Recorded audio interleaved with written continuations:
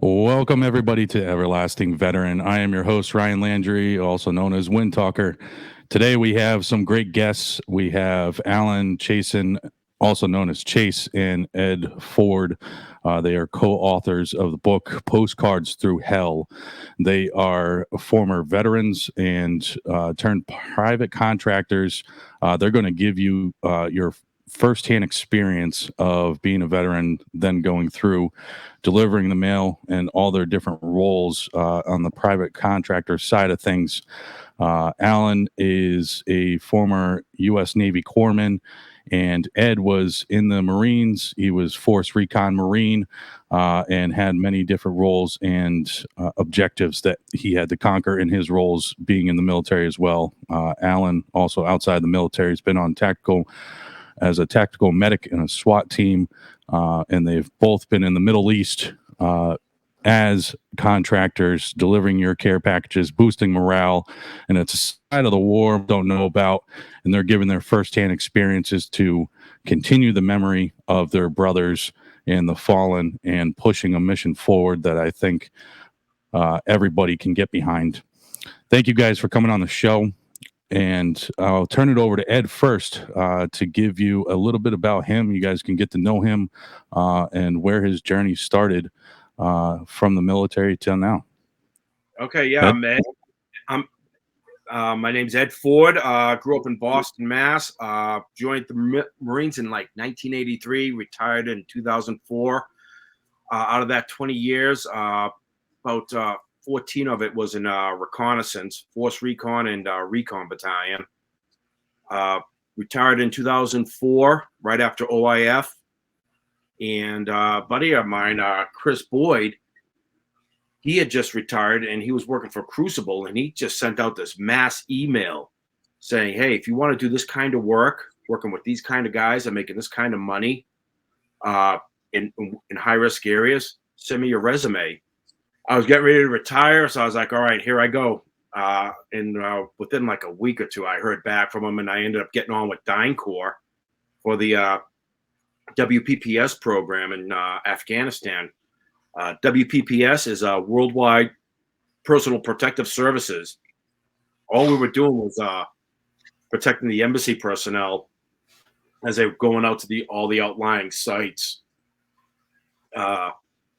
And just making sure, mostly it was the USAID and folks that we were protecting. And then after that, I ended up working for Crucible for a couple of years, and then I finally got on with SOC in 2008. That's a mobile operations program. Yeah, then that's where I got onto their mobile programs.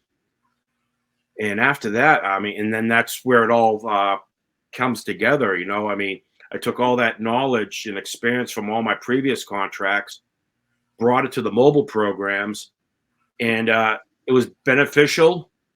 However, I mean, it was also a huge learning curve because this was like back when, the fighting seasons were really starting to fire up.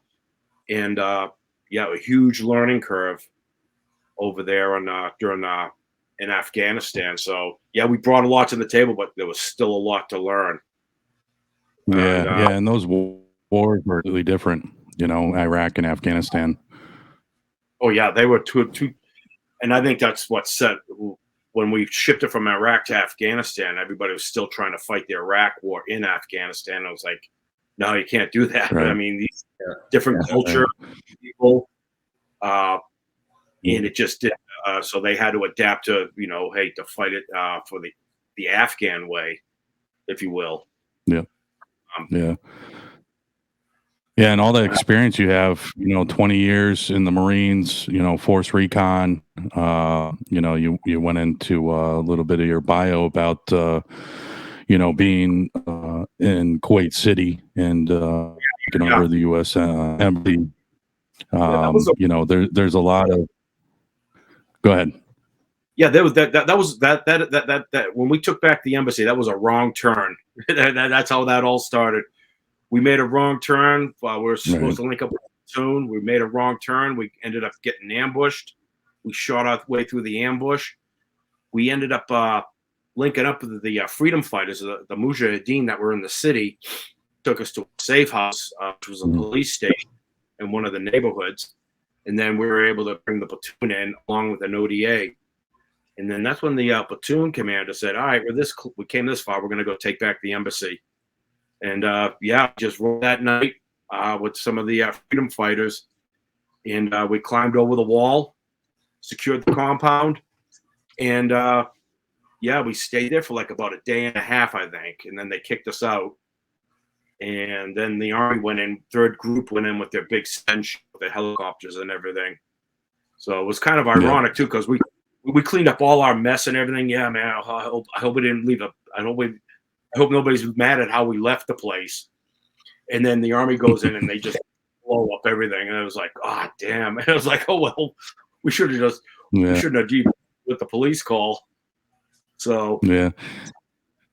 So just a little about my time in Afghanistan.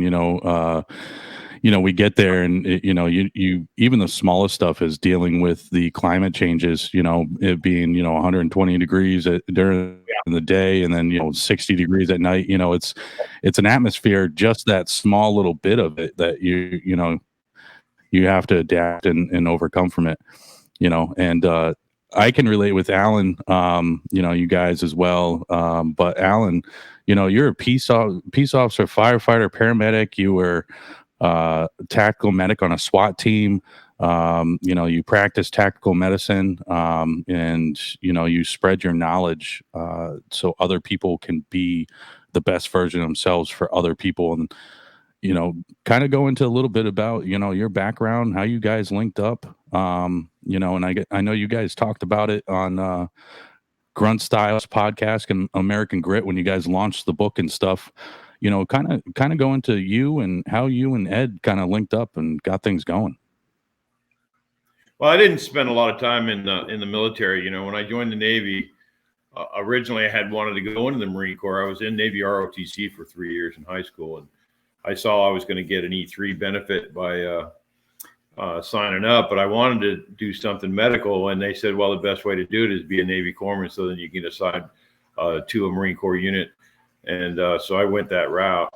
I got out after 3 years of service and never really deployed or anything like that. But I was one of the first civilian or one of the first military medics to take a civilian pilot program for paramedics in California. And it was a national registration course. And so when I got out, I was already nationally registered as a paramedic. And I've been a paramedic ever since, 42 years now. I spent 12 years on Texas Task Force 1. I did 10 years on SWAT. I did 3 years on an ERT with City of Rosenberg and 7 years with Houston ISD Police SRT. And then after that, I deployed to Iraq, and Ed was with the Crucible at the time, was one of my instructors. And I was writing an article for Command Magazine on Thames in the Red Zone. And I talked to him about some of these things that we were dealing with. EFPs was the main killer in Iraq, explosively formed projectiles. Yeah. He gave me a lot of firsthand knowledge and advice on that. And so I published the article, and we became friends since then. We just stayed in touch. And he went with SOC, and I went with URG.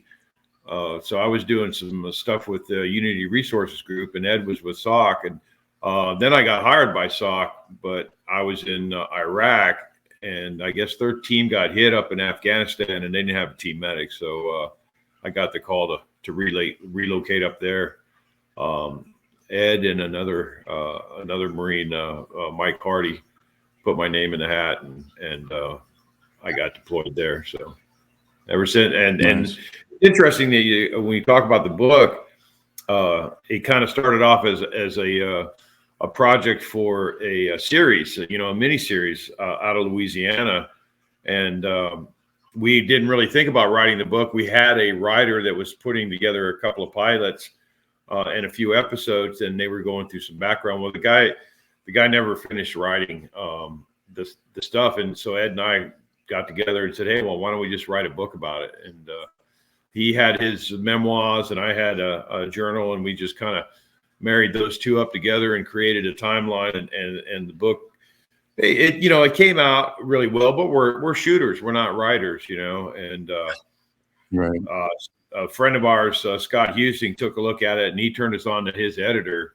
And she gave us lesson 101 on writing, and the end product, it's going to be a bestseller. So came out really well. Yeah, and that's something people can go check out on Amazon. Get it digitally. Go to Barnes and Noble, be able to purchase it. It was funny as I the veteran off this morning.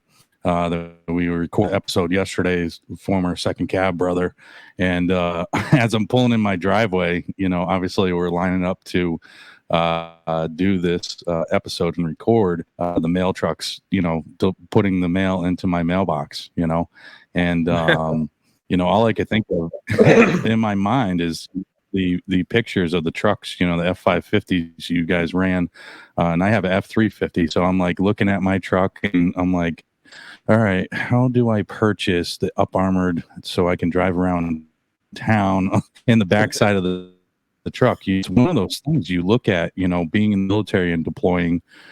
You have a large convoy, you have a large asset of fixed wing, rotary, overhead stuff to protect you or see what's coming before it hits you. Sometimes stuff's unpredictable, but you guys have laid down the groundwork for people to understand. You guys are veterans, and then the mission to serve continued. You guys, I watched some of the episodes of, you guys doing this to boost morale, and that was, for troops and bringing mail to them and other aspects as well of bringing supplies and everything else. And a lot of people don't understand, that side of the war. That's especially with the contractors, they look at it as money makers, but you guys put it really in a personal perspective of your firsthand experience and, remembering your fallen brothers and pushing this mission forward so you guys can put your story out there for others to be able to relate to or read. And it's really inspiring. What got you guys into, I know you guys talked about before about what were some of the challenges you guys faced running these missions, delivering mail, delivering supplies, and not having as many resources as military personnel did? I'll have Ed start with that. Oh, yeah. Well, you got to remember, this is a business. This was a business, and I mean, every business wants to profit. They want their bottom line. So, you always had to. You're always fighting that fight. We need, we need better gear. We need this. You have your laundry list of what you need versus how much money you're actually bringing in, or threat levels go up, and now, maybe it's not. You're getting paid to run to push these loads, and you don't make money until the load gets delivered. So now it's Right. do you just sit back and wait for the threat to go down, or do you just get out there and get the job done? That was always trying to fine tune that balance there also. Because this was a business, and it was about making money and keeping the guys safe. You got that, and then on the Afghan side, you had to deal with all that corruption. That's why we rolled with like a lot of money on our op fund. I mean, geez, we had like $10K. I mean, we'd split it between me, the doc, and the ATL would each have a portion of it. And you come up on a checkpoint, and all of a sudden you're paying a highway fee to get through there. There's a vehicle accident, and clearly you're not at fault, but as soon as I see you're an American, boom, pay me $3,000 or I'm going to arrest you all. And you're like, oh my God, that was the level of corruption that was there. You had it from all sides. Yeah, I can And relate to that. I went down to Mexico on a vacation, and we're taking the simple sprinter to a zip line course, and we're getting pulled over by the police, and he has like separate um, the Mexican money and American money, and he has to pay him off because he knows that there's tourists in there, so he's Mhm. making tips, Yeah. it's the same concept of corruption, in that war zone. And you guys were doing it as, team leaders and basically putting together a team of operators, to be able to push your mission forward. Um, you know, so Doc, what was really and started your role to bring you into what you and Ed were doing in Afghanistan? Well, all these guys. First of all, SOC doesn't train people; they hire skills. So Yeah. when you get a job, you're basically, that's a prerequisite, is that you've got some kind of background that's beneficial to the company.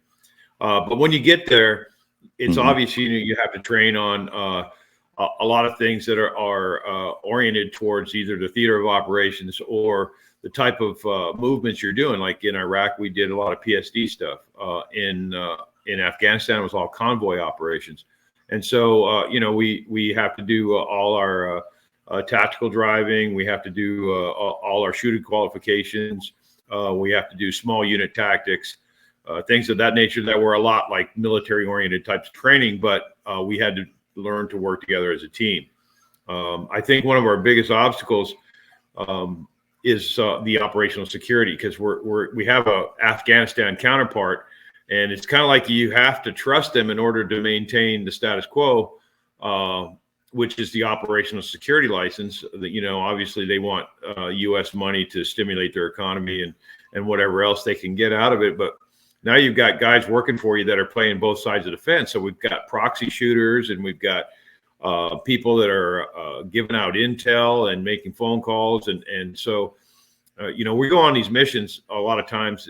It's the highest level of security that we can possibly maintain. But, that unknown factor about who called who and where, because we knew we were going to be ambushed.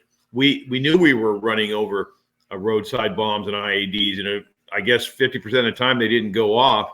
It was just a stroke of luck, so to speak. But the medical portion of it, I think, was important because of the fact that I had established a pretty good reputation in Iraq for putting up together programs and whatnot, and they wanted somebody that when they bring other medics in are actually going to be able to go boots on the ground as soon as they arrive, as opposed to some type of training, whatever. So we had to put medical profile cards together. We had to create med outs and do all our mapping so that we knew where our safe havens were. We knew the capabilities of all the FSTs and Role 2 medical facilities in Afghanistan, who had medevac capability, what their distances were and timings and whatnot. So we did that initially, and then now the new medics that come on, they can just look at it in advance, say we're going to a site A or site B type, and they'll know all the information that's available to them. If something happens, they can make an informed decision on what's best for the wounded person. So that's what we did. So you guys were really really the ones that came up with what was done later on once you guys left, and people kind of followed in your guys' footsteps. They made improvements on stuff that we had implemented. Like we basically didn't have a clinic. We didn't have any medical supplies. It was just like you had to barter for stuff. We spent a lot of money out of our own pockets, to purchase things. We made connections at some of the FOBs and whatnot, so that we could, increase our medical cash, so to speak. And then each medic brought something different to the table. And I think it just got better and better and better as we went through, to the point where it went. This book is written from 2009 to 2012, but the Pony Express operated as far as to December 24th of 2016. So Yeah. everything that happened initially kind of carried on over to the end product, which was successful in the eyes of a lot of people because of the fact that our drop rates were at around 98%. So yeah, better than Amazon. You know, so I really am inspired by you guys because I was in Afghanistan getting care packages when you guys were pushing mail around to boost the morale. You know, I was in Afghanistan 2010 to 2001, and I was in Dairul area, which is just west of Tarankot. And so, you know, for me, I'm like, man, these guys probably brought to me the stuff where it boosted our morale and kept the mission going when we're dealing with, you know, sometimes the worst moments. And a lot of people don't realize, like, you know, your mission role you guys had is very similar to you know, special operations team leaders and operating in a you know, an operator sense of your own. You know, you guys didn't have really the military support that the majority of us as military members operating in the areas had. You know, what was your role? You were a team leader Yes. for a lot of the missions. What was your Yes. role in these missions and getting the success rate that you guys had? Planning, you know, you do your planning. More than once I'd head over because we had security clearances. You know, you could go over there with your J pass, print it out, get up into the secure area, and you know, you start talking to these guys, especially if you're going to like outlying sites like Organy and Shkin, Fob Hadrian down in the Urzgan province. You know, you need that intel done. I was there. Yeah. My last year in Afghanistan, I was the static site coordinator for all the Afghans. So we might have run into each other. 2011 to 2012. Oh shit, we might have run into. Yeah. So, but we went. So when I got into Afghanistan, we initially pushed from Kandahar to Hadrian. And then as artillery, we pushed into 3 separate platoons. And I ended up in Dairul, which was farther north. You know, and we took over Dutch fob, and there was never artillery in that area. So a lot of the stuff needed to be flown in. You know, you weren't jumping in a truck to, you know, get back to Kandahar to be able to catch a bird back stateside, you know. You know, and you know, I look at your guys' book and the mission pushing forward, and the biggest thing, me being a veteran is, Ed, you said it perfectly, is if we continue to say their names, they live on, you know, and their memories live on, and we honor them, you know. And I think that's a big part of being a veteran and what you guys are doing with this book and your guys' mission.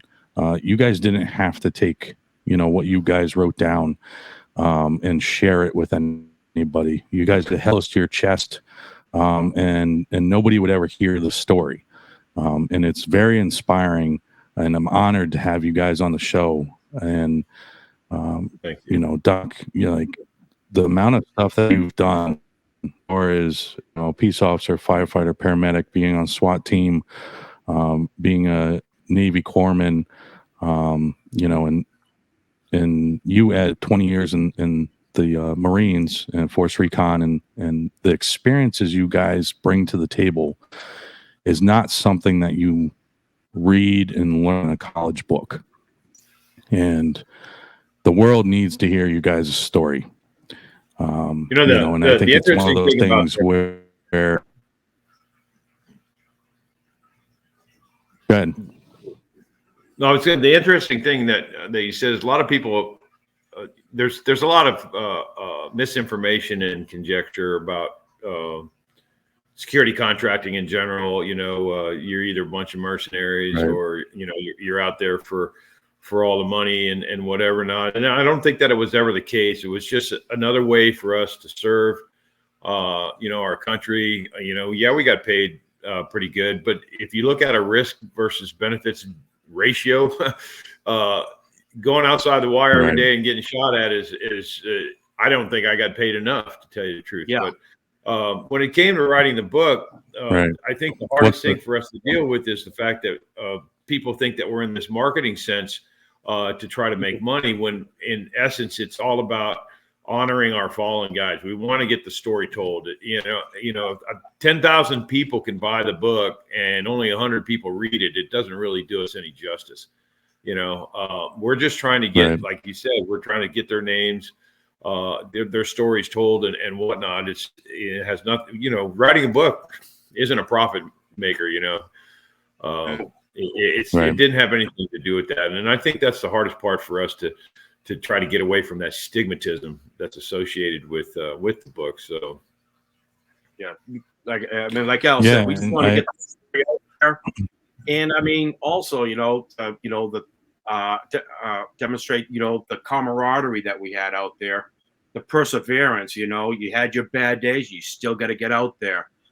And also, like one of the underlying themes that if you read through the book, there's a business side to war. People need to realize that. Correct. I mean, Smedley Butler wrote a book about it in 1935. It still holds true today. War is a racket. And I mean, yeah, it's still true today. I mean, war, if you're in the right tier and the right echelon, is highly profitable. I think Al and I, as civilians, we profited from it, but we were at the lower end of that pay scale. So that should give you an idea of the money that's involved in war. Yeah. You guys, and you put it perfectly, is the echelon in which you guys were at. You guys were the backbone of them making money. You guys were the troops on ground, and your knowledge of being in the military was a valuable asset for them, in a sense, to be able to accomplish the mission that they wanted to make money. But what I take away from it is, and other people can take away from it, is you guys have, done this book post hell, and you guys talk about your firsthand experience, and you guys remained with the same values that military personnel do: brotherhood, letting their memory live on through your message and your story with the book. It's truly inspiring to be able to have you guys, and have you guys on Everlasting Veteran, because that is wholeheartedly what the mission for Everlasting Veteran is for other veterans that are fallen, to remember them, help with the transition. And that brings me to my next point. So you guys had rotations that were different, obviously, than people that were in Afghanistan in the military at the time. What was your guys' transition and your rotations like for you, Ed, when you guys, went to Afghanistan, and then, you guys had some downtime to come back to the States? What was your period of time of that, and what was it like for you? Typically, it was about a 3-month on, 1 month off. So we actually ran 4 teams, with one team being on vacation at any one time. And then 2 teams would run the mail, and one team would run the long range missions for another client that we had, for our other client that we had, U.S. government. And so, and those 3 teams, when you're always rotated within that time that you're on duty. Whether you're hauling the mail or doing the client, the long range client hauls. If you're on the short run, and there's another team out on a long range, then you might be doing that short run, that mail run, but you're also assigned QRF for that long team. Yeah. So you're kind of like a dual role. So if something happens to them guys while they're out there, then you're going to be the one that goes to rescue them. And that happened quite often as well. So. Yeah, more than often. Yeah, and you guys were running. Yeah, you guys were running. So it was F-50s, right? That were up originally, and Yeah. flat bottom truck. Yes, flat bottom. Yeah. So what? Yeah. So what was that like? Obviously you guys, were in the military, and you you go on these fobs to handle your drop. Um, what were you guys thinking? You turn around and go look at your vehicles when we're sitting here with the best of the best. Yeah. What mindset did you need to stay in and adapt as you guys ran these missions? Well, one was speed of security. We'd get the drop and get out of there fast. Try to try to beat the watchers, the spotters, and the trigger men. Get out of their area before they had time to set up. Ramadan was always good for that. We'd feed the gunners early, and then right as they were all right as all the locals were breaking fast, we'd push out and get out of there. So they're all sitting down there looking at us drive out, right when they're all sitting down to eat. And we're like, yeah, well, I mean, that would buy us like an hour of runtime because they're all just going to sit down and eat. And that would give us an hour before they would start to set up. Probably another hour before they were ready. So, yeah, we were well out of their AO by the time they were ready to hit us. Gotcha. Those gun trucks were direct fire. They were good to go. I mean, Buddha's truck, you remember Al, he took a hit from an RPG. It might have been the angle or that they didn't arm the projectile. But, yeah, he's like, yeah, I just saw my own death. But it was that flat bottom. Once they figured out that the Achilles heel, that they tore us. That's what tore us up was the IEDs underneath, because the blast dissipate, and it was catastrophic. 100% casualties every time. Total vehicle takedown, just because of the blast had nowhere to go, so it just went all through the vehicle. And it was all smoke. Yeah. Another thing that a lot of people don't realize is that we were running this mail down there. So we were delivering the mail. Let's look at that term, delivery, right? We're delivering the mail, but we're not coming back empty-handed. We're taking out mail and letters and things to people back in the States as well. All this stuff that was delivered to the United States, everything that we took there, those people were writing letters and sending gifts and doing all kinds of correspondence by mail back to their families in America and abroad as well. But we never deadheaded a load. We went there and dropped our mail off, and we ended up picking up more mail to bring back to Bagram to be sent back to the United States. So one, we were never empty. Number two, an advantage of the Ford F-550 is that obviously its speed. It certainly wasn't a stealthy vehicle. It was loud as hell, but we had the element of surprise on the original mission. But a lot of times people knew we had to come back on that same route, and that's when they were able to set up on us. So Ramadan was a period of time where we could at least get an hour advantage out of it. Nighttime was another one. We painted those trucks black and we ran at night so that it would minimize our visual signature, but they still made a lot of noise, and basically what we ended up doing was trying to push through. I mean, we always ran in a defensive posture. Yeah. And a lot of people don't. This is why it's so inspiring. Yeah, you guys telling your story is so inspiring because you guys, and I look, and this is my personal opinion on it, and a lot of people I think will connect with it, is you guys were the ground communication, military members continue communication back to their families and be able to boost the morale for the troops that were serving. And you guys had one, many missions, but the big mission was that communication, that ground mail. What was it like, Ed? You threw in here the infamous Ring Road. What was it like running those missions, and any intel that you guys would be able to establish going into the mission? What was it like being a team leader getting people ramped up to be able to run through there? Well, yeah, like I said, once again, you get your intel dump. You plan accordingly. You give your op order. I always gave an op order, and we always rehearsed just to make sure everybody was on the same sheet of music. And it wasn't always about just shooting guns and popping smoke and peeling back. A lot of it was fixing a flat tire where those where the power where the back wrench is at. You know, setting up a toe. Are we using a strap or are we using the toe bars? How to set up the toe properly. You know, just little things like that. So that, and cross-loading gear, cross-loading personnel. So that way everybody had a baseline to go off of. Of course, Gotcha. when you rehearse, like with cross-loading or getting off the X, a couple of minutes. But, you know, reality is sometimes, you know, you're there for like about 15, 20 minutes because you got to figure out where the, you know, am I in a minefield or not?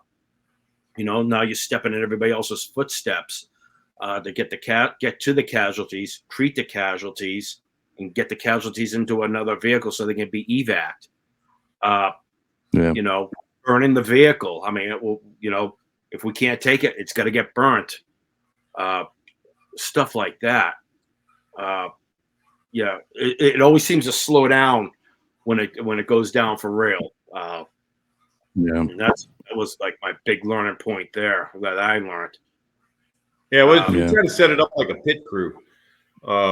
You know, somebody would be responsible for tires, somebody's responsible for tools, somebody's responsible for, you know, cross-decking and whatever not. But, you know, when you're practicing, you try to do it as quickly as possible. But everything was always aimed at getting off the X in a timely manner. It was just like, that was the big thing. We did all that training because you don't want to stay there and let them set up on you. Because that's one of the big things between Iraq and Afghanistan that was hard for me to swallow was, in Iraq, I never saw the enemy. They just blew shit up, and then we dealt with the consequences of that attack. In Afghanistan, they wanted to fight, and they wouldn't just set up an ambush. They would follow up with like a complex attack. It would be maybe a roadside bomb that would choke the column, and then drop a couple RPGs on you, and then follow up with some small arms fire. So there was a lot of shit going on. And when Ed's talking about cross-decking, we're not talking about carrying some guy that weighs a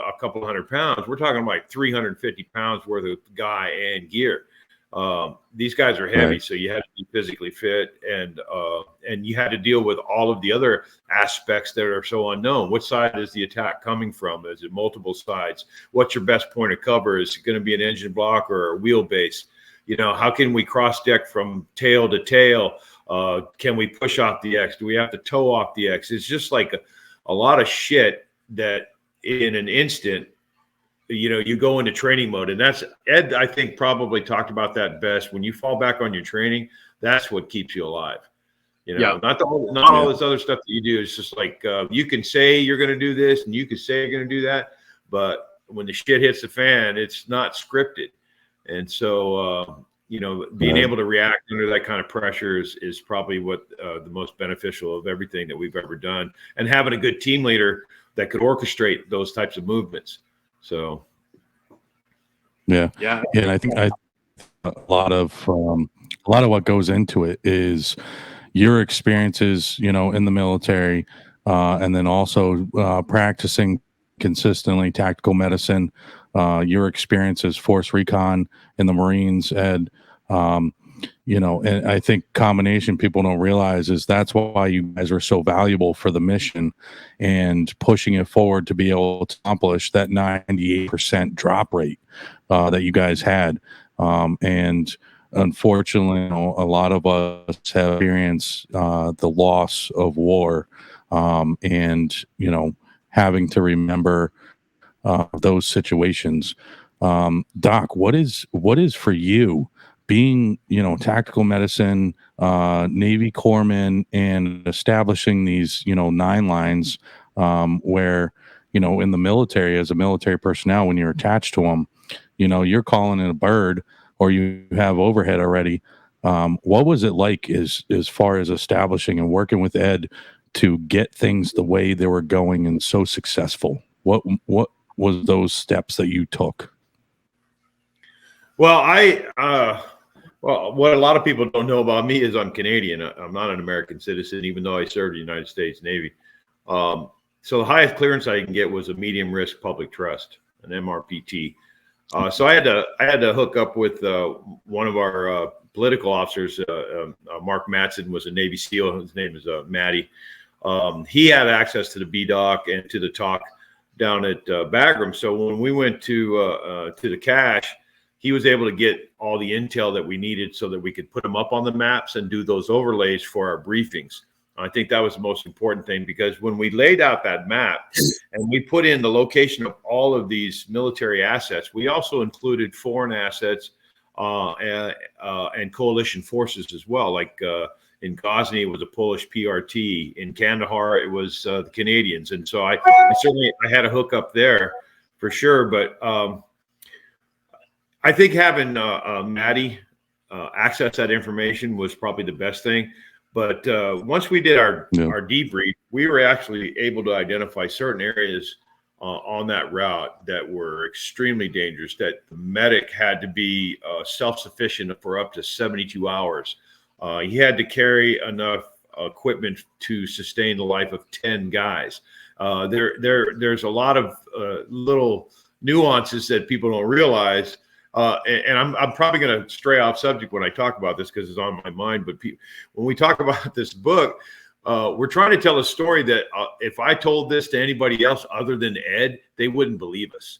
And the only reason that it's a believable story is he knows what happened. He was there. When we talk about it, we have a much greater level of success talking to other veterans because they've been through that kind of stuff, as opposed to my wife or my son or something like that. If I told him that, it would be like he would think it was an embellished story or whatever. But when you got a bunch of special forces guys patting you on the back for bringing them ammo and critical supplies, you know you're a badass.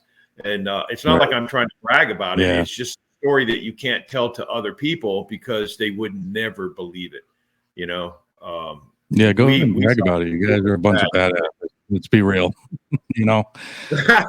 It's one of it's one of those things, guys, where your story's inspirational, and guys that have been through the shit are going to be able to connect with you on a level different than anybody else in the world.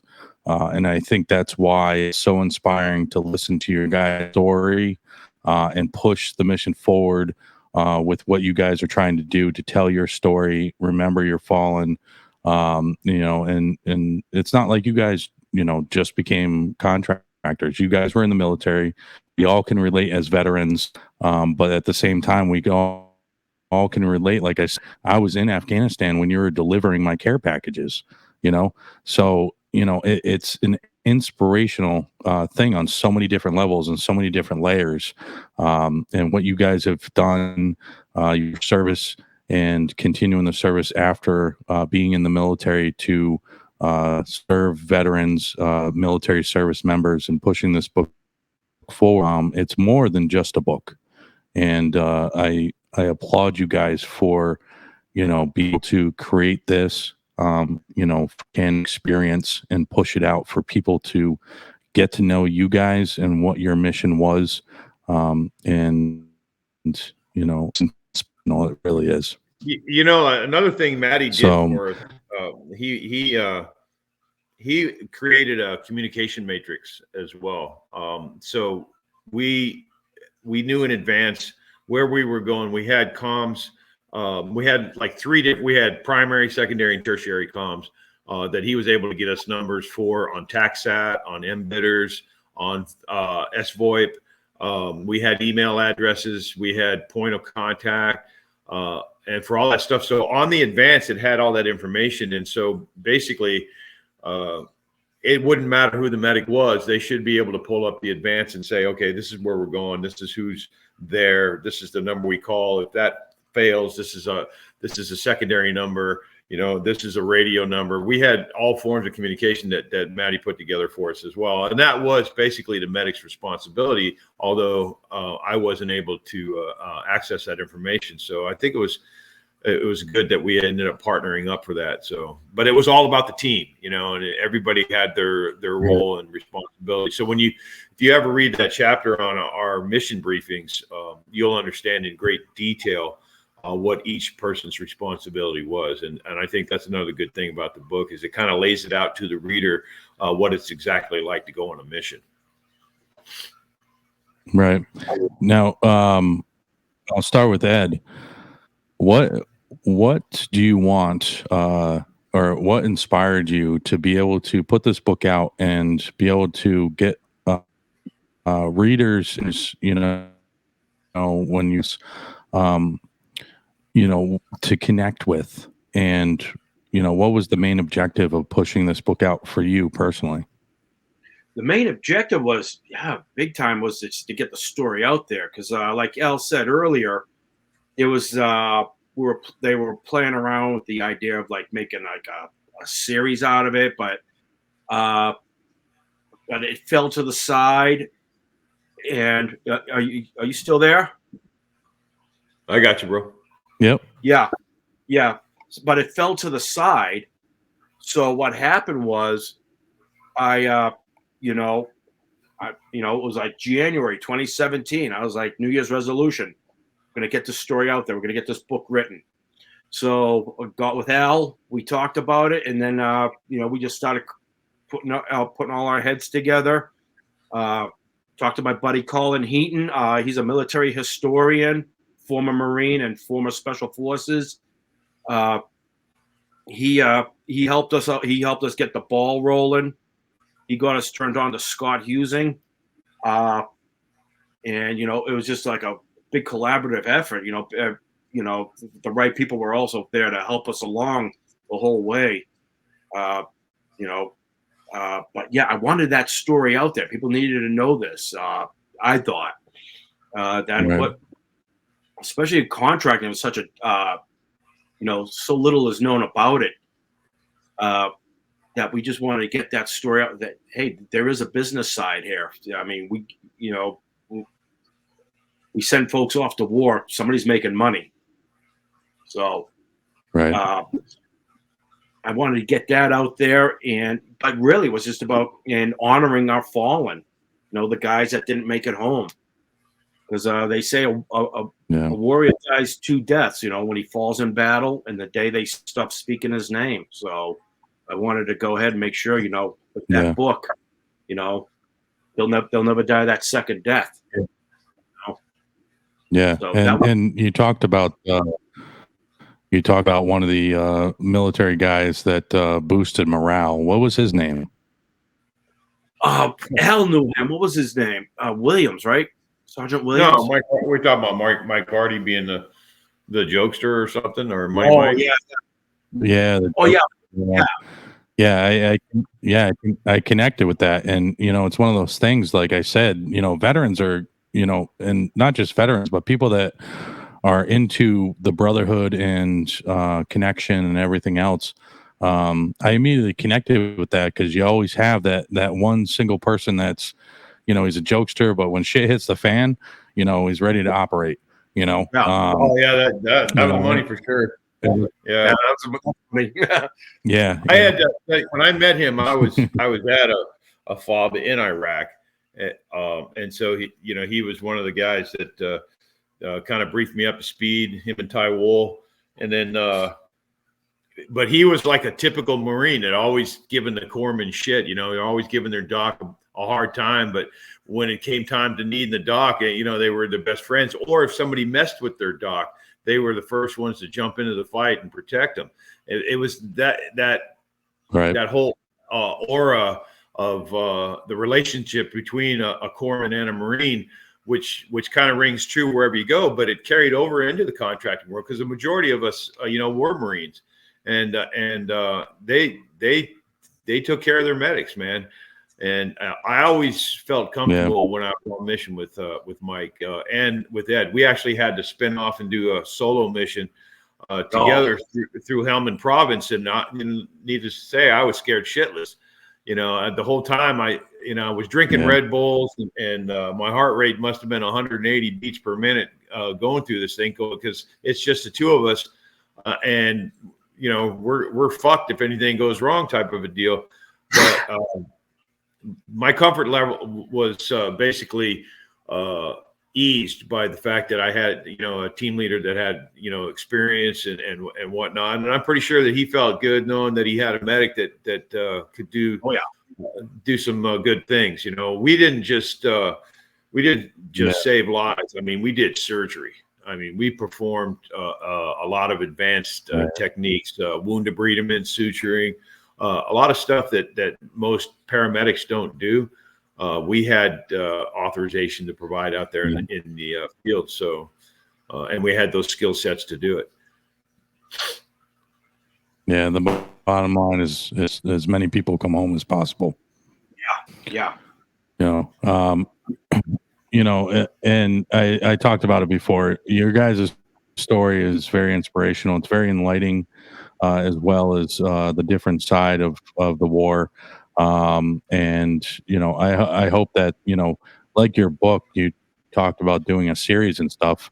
I'd love to have you guys on another episode and dive more in depth and talk about more of your experiences and your transitions. And it's a different aspect that people don't realize, even being a veteran, realize that went on during the war.